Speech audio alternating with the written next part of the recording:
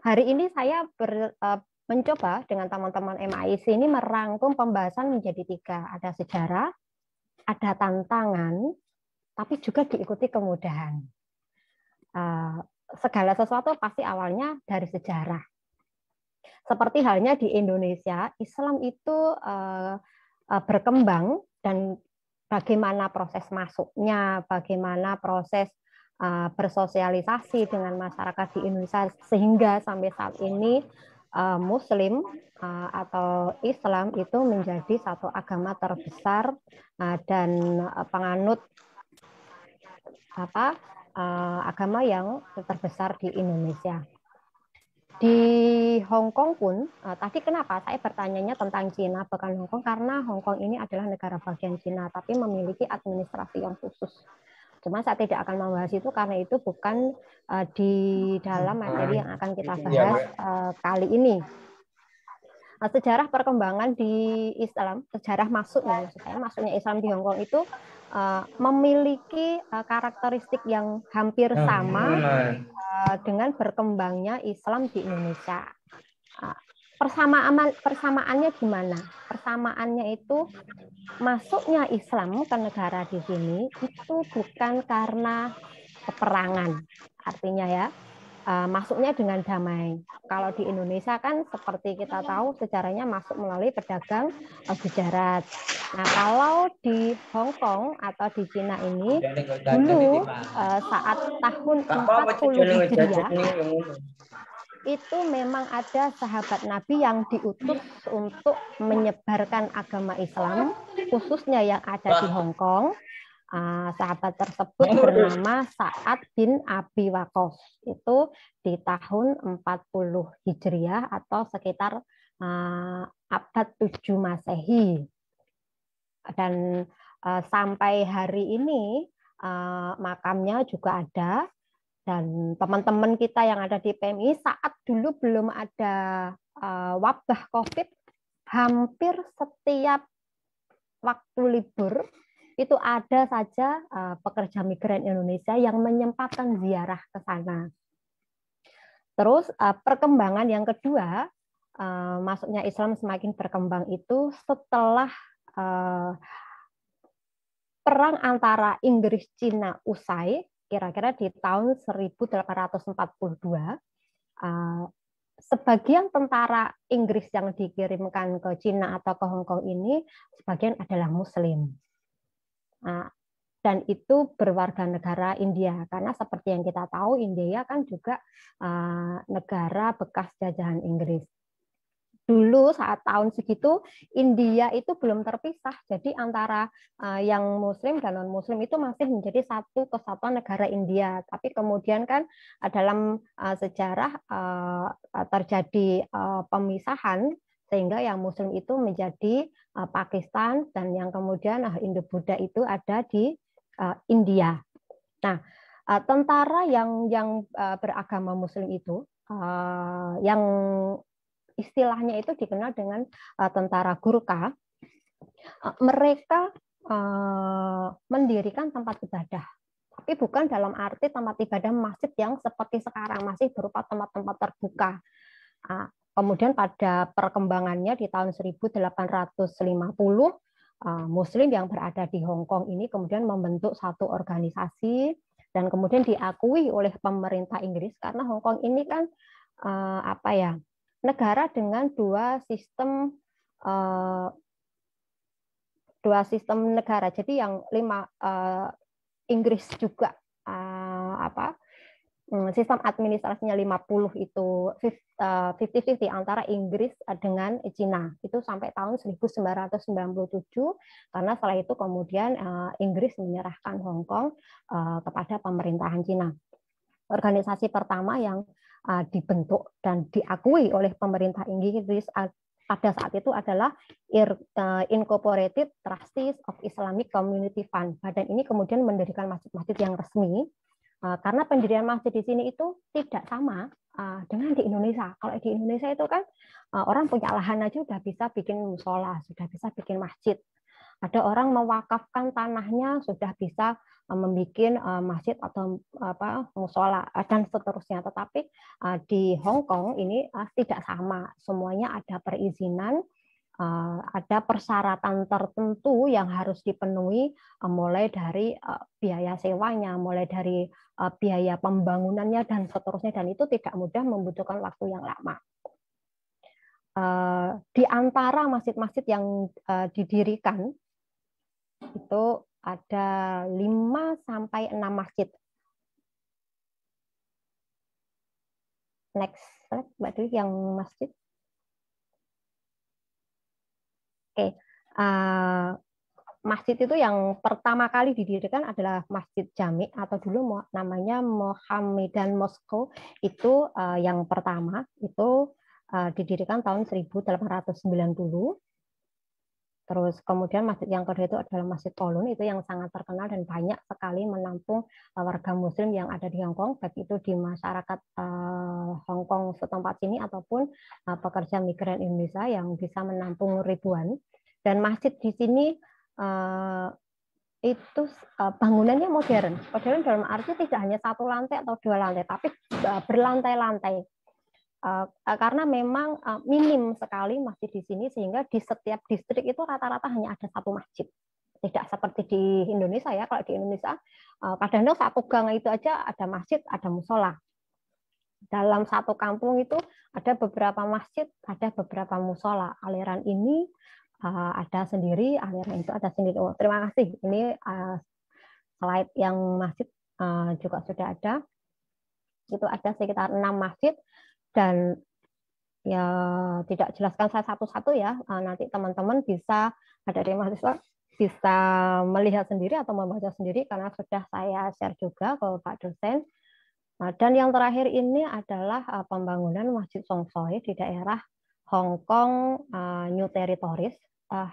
Namun karena beberapa kondisi yang seperti sekarang, maka pembangunan ini juga belum selesai. Nah, sejarah ini kemudian sampai berdirinya masjid, dan masjid ini dikelola oleh organisasi keislaman di sini, baik LSM atau NGO. Seperti tadi yang sudah saya sampaikan, organisasi pertama adalah Incorporated Trustees of the Islamic Community Fund. Ada juga di sini yang namanya Islamic Union. Terus kemudian ada namanya United Muslim Community in Hong Kong, atau disingkatnya UMAH, UMH8. Terus kemudian ada juga yang seperti saya tempati saat ini bersama teman-teman, jika misalnya ada kegiatan, itu adalah MCHK, Muslim Council of Hong Kong. Itu juga memiliki peran dalam rangka untuk mengembangkan Islam. Jika ada teman-teman yang kemudian masuk Islam atau mu'alaf, mereka juga yang mengambil peran juga tentang penyebaran agama Islam, baik itu untuk masyarakat Hong Kong sendiri, kemudian juga masyarakat pendatang ya, seperti di sini kan pekerja migran selain Indonesia itu juga ada dari Filipina dan lain-lain. Nah, selain sejarah masuknya Islam dari yang tadi saya sampaikan, ini adalah ada juga Islam yang kemudian masuk dan berkembang dari sisi pekerja migran Indonesia. Jadi sejarahnya dulu, kalau dari pekerja migran itu dari sisi sosial ekonomi. Jadi ketika masyarakat Indonesia tahun itu, sejak zaman penjajahan Belanda itu sebenarnya sudah ada pengiriman tenaga kerja ke luar negeri ya, misalnya kayak ke negara Arab. Jadi ketika ada orang yang berhaji, mereka membawa sekalian, seperti itu. Cuman peraturan yang jelas dari pemerintah saat itu belum ada. Sampai tahun 1970 itu ada penempatan TKI. Dulu istilahnya masih TKI. Di peraturan pemerintah nomor 4 tahun 1970. Melalui akan antar kerja, antar negara yang itu sudah melibatkan seperti PT-PT yang ada di Indonesia yang menyalurkan tenaga kerja ke luar negeri. Cuman untuk pekerja migran yang di Hong Kong ini, MOU baru ditandatangani sekitar tahun 2011. Nah, Di Hong Kong ini pada tahun 1994 itu sudah banyak PMI yang ada di sini. Nah, di tahun itu salah satu staf dari KJRI, Konsul Jenderal Republik Indonesia yang berada di Hong Kong, itu mendirikan sebuah majelis taklim. Dan majelis taklim itu namanya Majelis Taklim Taman Kerohanian Wanita Islam Indonesia. Nah, itu organisasi Islam pertama dan satu-satunya di saat itu, yang terus akhirnya berkembang memiliki cabang-cabang, dan sampai saat ini banyak sekali majelis taklim yang berdiri di Hong Kong, dan itu memiliki spesifikasi kegiatan yang berbeda-beda. Ada yang hanya fokus pada sholawat, ada yang fokus pada pengajaran ayat-ayat Al-Quran. Terus kemudian ada yang sistemnya kajian. Nah, ada juga pengembangan kreativitas, keterampilan, dan keahlian teman-teman yang ada di sini. Dan itu kemudian diikuti dengan banyaknya organisasi. Kemudian ada serikat, kemudian ada komunitas yang mereka hobi dengan olahraga, hobi dengan kesenian, dan sebagainya. Nah, sampai berdirinya PCINO Hong Kong. Ada juga yang namanya Dompet Duafa Hong Kong. Itu banyak sekali. Nah, di mana peran PMI ini dalam penyebaran Islam, peran mereka ini justru langsung menyentuh kepada keluarga masyarakat yang ada di Hong Kong. Karena kan pekerja migran ini kan mereka kerjanya domestic worker ya, bekerja di dalam ruang lingkup rumah tangga. Sehingga aktivitas kita, pekerja migran ini seperti misalnya sholat, wudhu, kemudian membaca Al-Quran, mengenakan pakaian yang menutup aurat, terus kemudian puasa, itu secara langsung bersinggungan dengan masyarakat Hong Kong. Jadi peran kita ini kalau misalnya boleh kita istilahkan kan yang sering beredar itu ya di medsos-medsos itu kan orang yang bukan Islam, mereka tidak pernah membaca Al-Quran kan begitu, tidak pernah memahami apa isi Al-Quran, tetapi mereka itu melihat kita yang kita ini harusnya menerapkan apa yang ada di dalam Al-Quran, bagaimana kita bersikap, bagaimana kita beretika, bagaimana kita berbicara, bagaimana kita menjalankan perintah-perintah yang ada di dalam Al-Quran. Nah, mereka itu melihat kita. Nah, ketika mereka ini melihat kita dengan satu pandangan yang baik, yang bersahabat, yang tidak mengganggu mereka, yang tidak merugikan mereka, maka mereka akan bisa menerimanya dengan baik juga. Dan lambat laun, secara perlahan-lahan, akhirnya mereka mengerti tentang Islam itu bagaimana, karena masyarakat Hong Kong ini kan masyarakat modern ya, dan sekarang ini informasi sangat begitu mudahnya untuk didapatkan.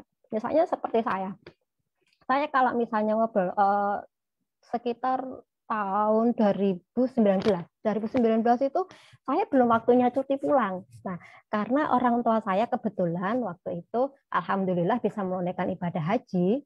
Nah, saya mencoba untuk berkomunikasi dengan bos saya di rumah. Saya ceritakan, orang tua saya itu berhaji, dia pergi ke Arab. Nah, karena mereka tidak paham ya apa itu Arab, apa itu haji, kemudian saya download, saya melihat di Google, kemudian saya tunjukkan seperti ini yang dijalankan orang tua saya, dan ini membutuhkan waktu lama, 1 bulan lebih. Nah, saya mencoba untuk memberikan narasi itu agar saya diberi izin untuk cuti lebih awal dari waktunya karena belum cuti.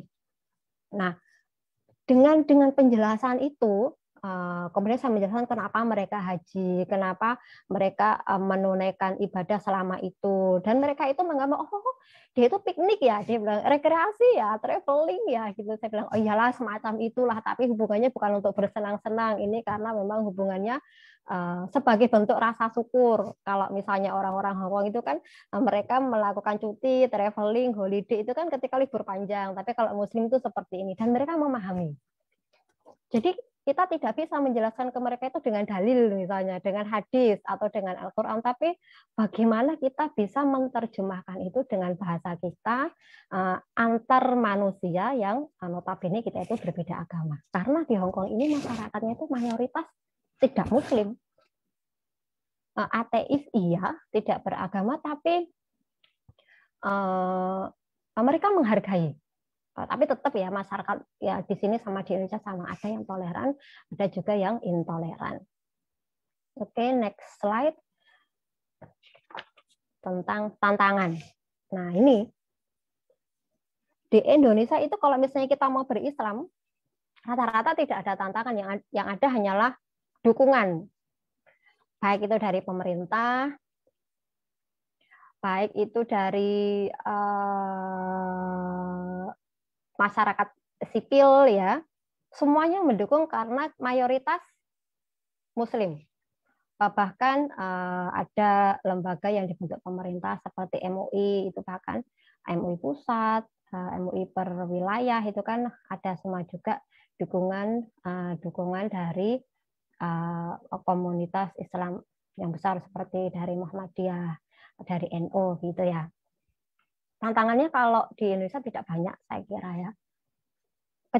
Kecuali saat ini ya, mungkin yang sempat teman-teman lihat, teman-teman baca itu terkait dengan ekstremisme yang teroris, tapi itu justru tantangan dari dalam, dari sesama Muslim. Nah kalau di Hongkong itu tantangannya sama, membedakan dua, ada budaya masyarakat Hongkong, ini berarti secara global ya. Terus tantangan di kondisi tempat kerja, karena kami yang pekerja migran ini kan terikat di satu ruang setiap harinya, 6 hari dalam 1 minggu. Nah, kalau tantangan yang di masyarakat Hongkong itu mereka di setiap tempat mandi umum ya, mereka itu dalam menyucikan dan mensucikan itu tidak dengan air, tapi dengan tisu. Jadi mohon maaf ketika mereka buang air kecil atau buang air besar, itu cara membersihkannya dengan tisu gitu. Dan itu bukan tisu basah, tisu kering. Nah, jadi teman-teman, adik-adik mahasiswa, kalau nanti misalnya ditakdir ya dapat voucher liburan ke luar negeri, nah harus siap-siap itu. Kalau misalnya liburannya nggak ke Arab, nggak ke Makkah Madinah, liburannya ke negara kayak Hong Kong, maka jangan kaget kalau di tempat-tempat umumnya mereka membersihkannya dari kotoran itu dengan tisu. Dan kedua, masyarakat Hong Kong itu banyak yang memelihara anjing di rumah ya, ada yang 1, ada yang 2, ada yang banyak malah. Dan teman-teman itu kalau pas kebetulan mendapatkan bos atau majikan yang memelihara itu, ya kadang-kadang mereka agak kebingungan bagaimana mereka beribadah. Terus yang ketiga, masyarakat Hongkong ini sudah menjadi rahasia umum mengkonsumsi daging babi. Dan bagi Muslim, babi ini haram, najis lagi, sudah haram najis lagi. Terus yang keempat, fasilitas umum itu karena tadi saya sampaikan membersihkannya tidak dengan air, tapi dengan tisu, maka kadang-kadang kalau kita dalam perjalanan ke mana itu sangat kesulitan ketika kita akan sholat dan kemudian harus mengambil air wudhu dulu. Sementara kalau bertayamum juga bingung juga kan, karena ada air, cuman kita kesulitan fasilitasnya untuk melakukan wudhu itu. Nah, terus kemudian yang kelima, masyarakat Hongkong itu irit air. Mandi aja 1 hari 1 kali ketika malam. Tapi karena memang kulit mereka putih-putih ya jadi nggak ngaruh lah. Coba kalau orang Indonesia paginya ke pasar atau mungkin sempat ke sawah dulu, mau berangkat sekolah nggak mandi, malah ya kotor nanti bau ya. Apalagi teman-teman yang sudah mahasiswa ya pasti berangkat kuliah itu pakaiannya rapi, baunya harum, bersih kan begitu. Karena masyarakat Hongkong tidak, mereka mandi itu rata-rata 1 kali 1 hari. Terus yang keenam, seperti yang tadi sempat saya sampaikan, masyarakat Hongkong itu mayoritas tidak beragama. Yang beragama itu hanya sekitar 4, sekian persen dari keseluruhan masyarakat Hongkong. Terus yang ketujuh, masyarakat Hongkong itu gila kerja. mereka itu kerja. Kenapa begitu? Karena masyarakat Hongkong ini beda budayanya dengan orang Indonesia. Orang Indonesia ini taruhlah mereka nggak punya rumah ya, misalnya taruhlah mereka nggak punya rumah, mereka numpang di teman, di saudara itu bisa. Atau mungkin dalam perjalanan panjang mereka tidak menemukan penginapan, ada masjid yang dibuka, ada musola yang dibuka, mereka menginap di sana bisa. Kemudian kalau misalnya yang warga NU, mereka kesulitan makan atau malam gitu, males, nggak mau masak gitu ya. Yang penting kalau ada acara tahlilan, yasinan gitu, ada berkat gitu ya, bisa masak. Tapi kalau masyarakat Hongkong tidak. Rumah mayoritas mereka sewa. Tidak ada istilahnya, dan mungkin teman-teman mahasiswa sempat melihat bagaimana kondisi tempat tinggal di sini ya, yang seperti tadi disampaikan oleh Pak dosen, kenapa disebut sebagai negara beton, karena memang masyarakat Hongkong ini huniannya itu modelnya vertikal, bukan horizontal. Kalau Indonesia kan horizontal ya, banyak rumah-rumah itu hanya lantai 1, lantai 2, mungkin maksimal lantai 3. Tapi kalau Hongkong tidak, modelnya itu vertikal. Jadi tempat tinggal seperti apartemen itu bisa sampai 30-40 lantai. Saya saja tinggalnya itu di lantai 36. Belakangnya laut. Jadi saya kalau melihat ke bawah pusing, melihat ke belakang laut. Jadi double pusing. Tapi bagaimana ya, kita harus bisa beradaptasi. Nah, itu tantangan dari sisi budaya masyarakat Hongkong. Kemudian yang kedua tantangannya kondisi tempat kerja. Tadi yang saya sampaikan, di sini mayoritas tidak beragama.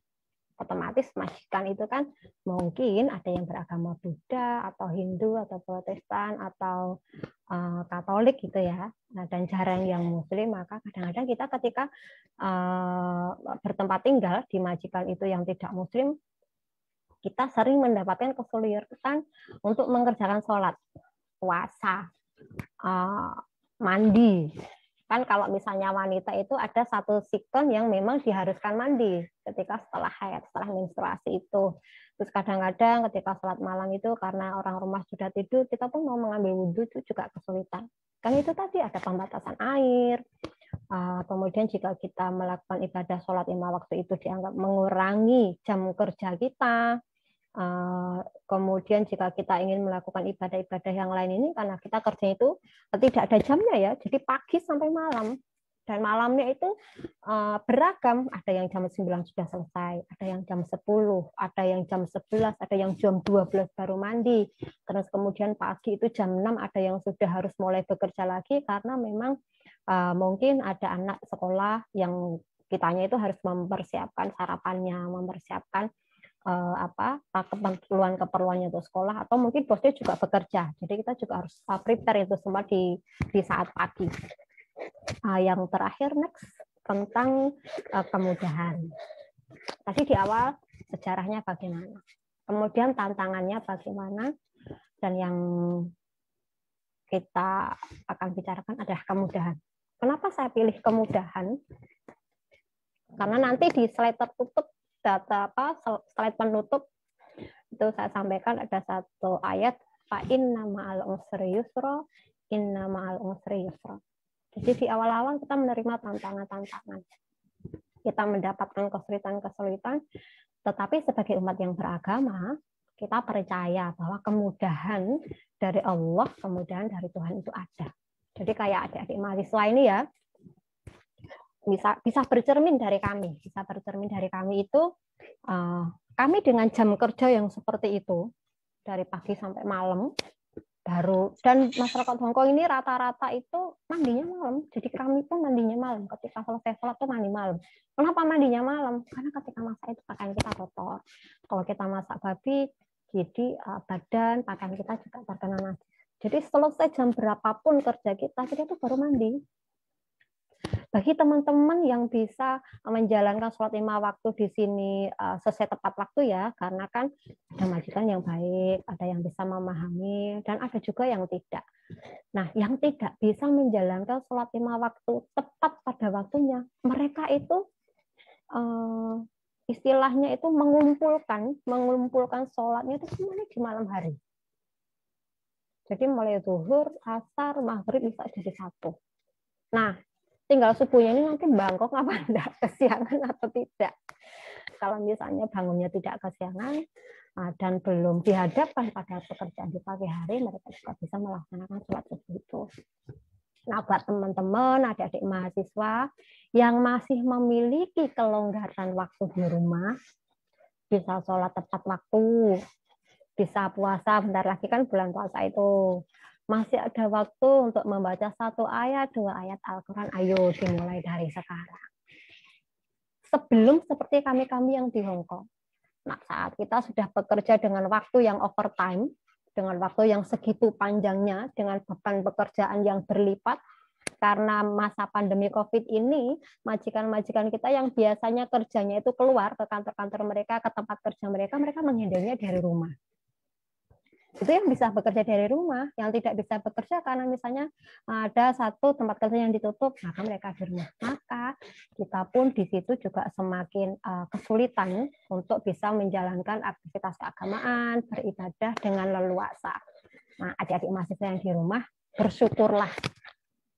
Bersyukur tidak hanya dengan alhamdulillah ya, tapi juga diikuti dengan tindakan. Bersyukur karena masih banyak waktu luang. Ayo ojo metosan terus. Jangan HP-an terus. Meskipun HP itu menjadi media juga untuk bisa belajar, untuk bisa beribadah, tapi yang amalih-amalih yang tidak bisa dilakukan melalui HP, yang tidak bisa dilakukan melalui medsos, ayo kita lakukan dari sekarang.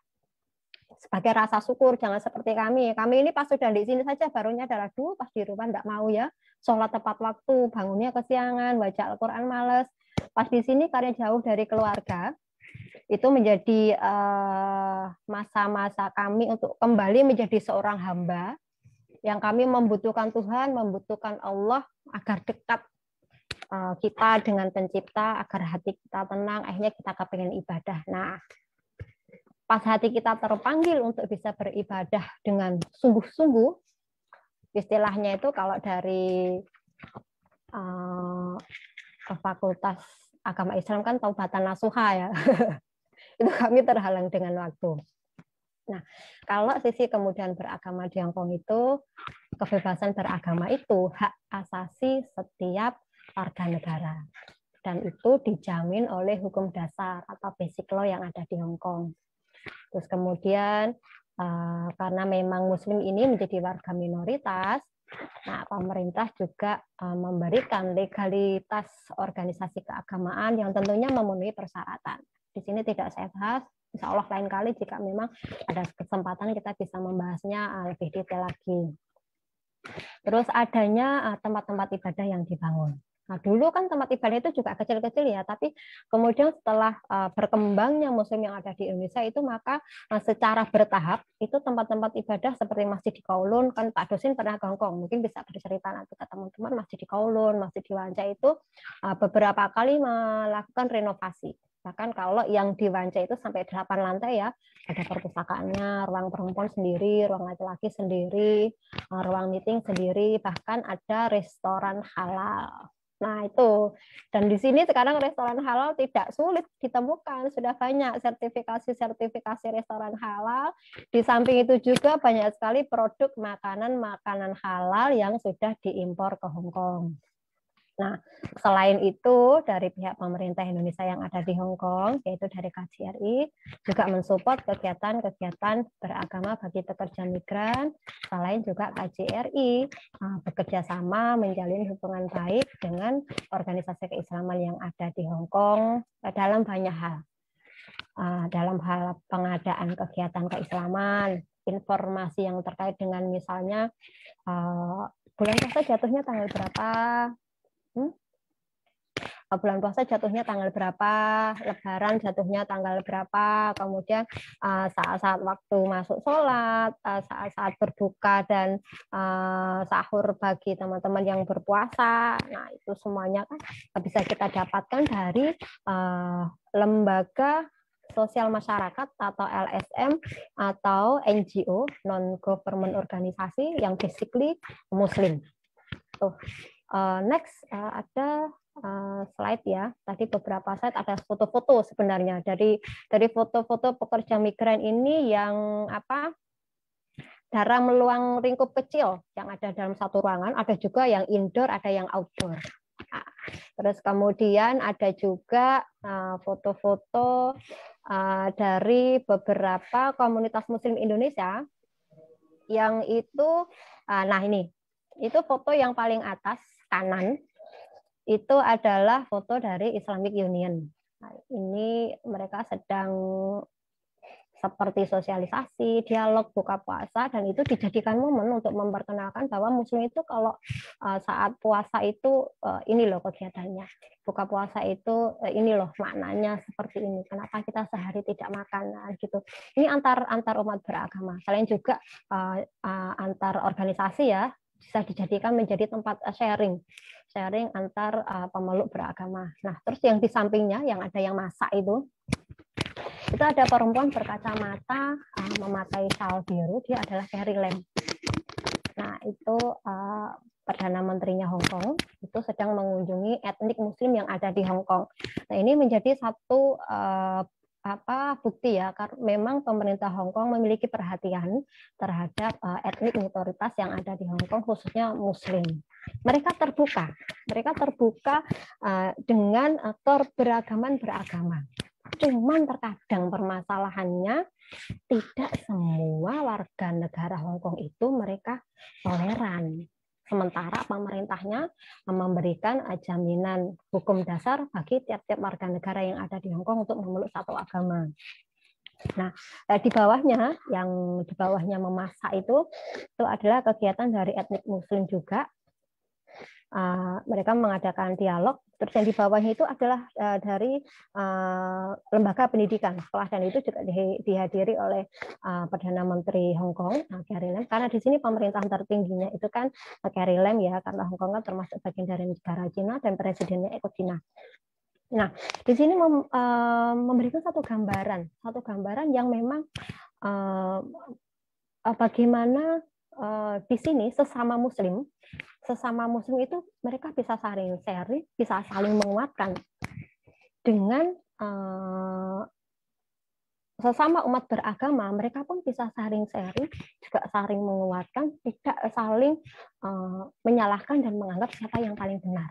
Nah, kalau yang foto yang berdua ini, mereka ada yang satu itu mufti dari Masjid Kowloon dan yang satu dari Buddha, sama. Mereka juga melakukan satu diskusi, satu pertemuan yang menyimpulkan bahwa mereka bisa toleransi, mereka bisa hidup berdampingan di negara yang memang masyarakat beragamanya sangat minoritas. Dan yang terakhir ini adalah selain ada dari LSM yang berusaha untuk menjelaskan apa itu Islam, bagaimana bertoleransi dengan agama. Kemudian pemerintah juga memberikan keluasan dan perlindungan bagi umat yang beragama. Ini juga ada media massa, salah satu surat kabar di Hong Kong yang terkenal. Mereka juga melakukan dialog. Mereka juga melakukan satu pertemuan umat beragama, bagaimana kita bisa saling toleransi beragama di negara yang minoritas umat beragamanya, apalagi Muslim, karena Muslim di sini jumlahnya paling sedikit ya. Yang kelihatan banyak itu karena banyak PMI-nya, banyak pekerja migran di Hong Kong, karena kita pekerja migran di sini yang memenuhi persyaratan secara administrasi, secara dokumen kita mendapatkan Hong Kong ID, jadi seperti EKTP kalau di Indonesia. Dan di penutup, seperti yang tadi saya sampaikan, dari 3 poin yang saya sampaikan tadi mengenai sejarah, mengenai tantangan, mengenai kemudahan, kita umat Islam memiliki keyakinan, kita umat Islam memiliki jaminan dari Allah melalui Al-Quran bahwa fa inna ma'al usri yusran, inna ma'al usri yusra. Nah, kedua ayat ini kami MIC bekerja sama dengan Invest yang hari ini memfasilitasi Zoom, itu membukukan satu buku panduan bagaimana beragama di Hong Kong. Karena kondisi kita yang di Hong Kong ini kan berbeda dengan di Indonesia. Kalau di Indonesia mungkin teman-teman juga mendengar, oh mazhabnya Syafi'i kan begitu. Nah, itu tidak semua mazhabnya Syafi'i bisa diterapkan di Hong Kong. Makanya kami berupaya bagaimana teman-teman ini bisa tetap mendapatkan kemudahan dalam beragama, tapi mendapatkan jaminan keabsahan, sahnya, dan puasnya kami sebagai Muslim untuk tetap bisa beribadah. Terima kasih. Saya akhiri paparan saya hari ini, sharing saya hari ini. Silahkan dilanjutkan pada sesi berikutnya. Saya sangat menunggu kritikan, pertanyaan, saran, keingintahuan dari teman-teman mengenai semua yang sudah saya paparkan tadi atau yang mungkin tidak tercakup dalam paparan tadi, tapi teman-teman sempat menyaksikan. Baik, terima kasih. Assalamualaikum warahmatullahi wabarakatuh. Saya kembalikan ke Pak dosen sebagai narasumber, bukan sebagai moderator.